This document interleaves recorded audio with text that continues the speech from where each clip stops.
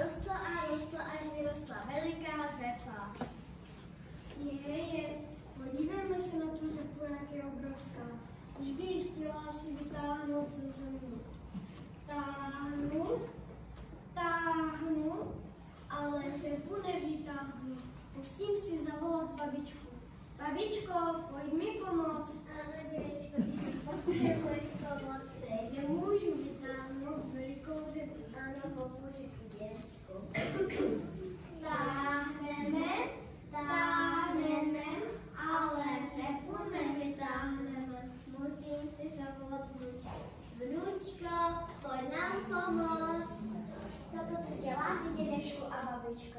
Nemůžeme vytáhnout velikou řepu. Pojď nám pomoct. Ano, pomůžu. Táhneme, ale řepu nevytáhneme. Musím si zavolat Fejska. Fejsku, pojď nám pomoct. Co se děje, s čím můžu pomoci? Nemůžeme vytáhnout velikou řepu. Pojď nám pomoct. Pomůžu. Táhneme, ale řepu nevytáhneme. Musím si zavolat kočičku. Kočičko, pojď nám pomoct. Co se stalo, s čím můžu pomoci?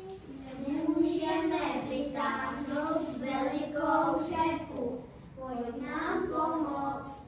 Pomůžu. Táhneme, ale řepu nevytáhneme. Musím si zavolat štěňátko. Štěňátko, pojď nám pomoct. Čím můžu pomoci? Nemůžeme vytáhnout velikou řepu. Pojď nám pomoct. Pomůžu. Táhneme, ale řepu nevytáhneme. Musíme si zavolat koťátko. Koťátko, pojď nám pomoct. Mňau, s čím vám můžu pomoci? Nemůžeme vytáhnout velikou řepu. Pojď nám pomoct. Táhneme, ale řepu nevytáhneme. Musíme si zavolat Myšku. Myško, pojď nám pomoct. Čím vám můžu pomoci? Nemůžeme vytáhnout velikou řepu.